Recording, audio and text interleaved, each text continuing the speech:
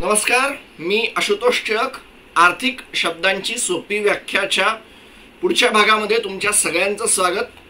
आजचा शब्द आहे अमॉर्टायझेशन. अमॉर्टायझेशन म्हणजे नेमकं काय आशुतोष? हा काय शब्द घेतला आहे? खरं तर हा शब्द थोडासा आधी घ्यायला पाहिजे होता असं माझं मत आहे. कारण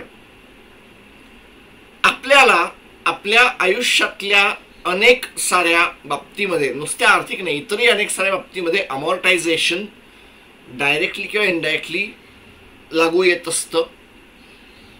व्याख्या वाचतो आणि मग हा समजवतो.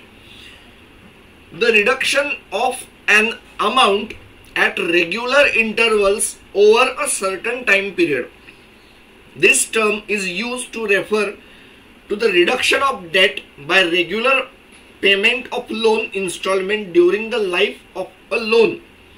It is also used to describe the accounting process of writing off an intangible asset.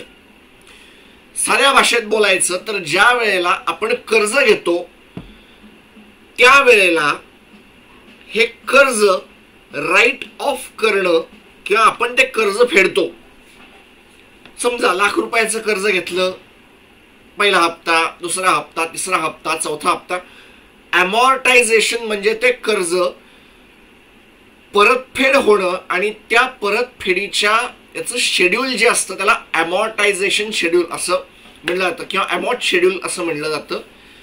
Calculation करताना त्याला अमॉर्ट फंक्शन म्हणतात. त्याचा संबंध या अमॉर्टायझेशनशी.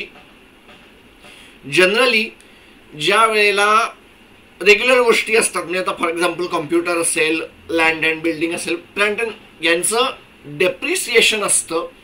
पण ज्या वेळेला मी इनटँजिबल वस्तू, for example goodwill, brand name, पेटंटची लाईफ यांचं मी जे काढतो की यांचं आत्ताचं आयुष्य एवढं आहे, समहाऊ यांची गुडविल ही अशी आहे, या पेटंटचं आयुष्य एवढं राहिलं आहे, हे राहिलं आहे, ते राहिलं आहे, हे जे कॅल्क्युलेट करणं आहे याला पण अमॉर्टायझेशनच म्हणतात. याचा पण कुठेतरी एक संबंध अमॉर्टायझेशनशी येतो. त्याचं पण एक शेड्यूल अमॉर्टायझेशनच असतं. हा होता आपल्या आर्थिक शब्दांची सोपी व्याख्याचा एक भाग.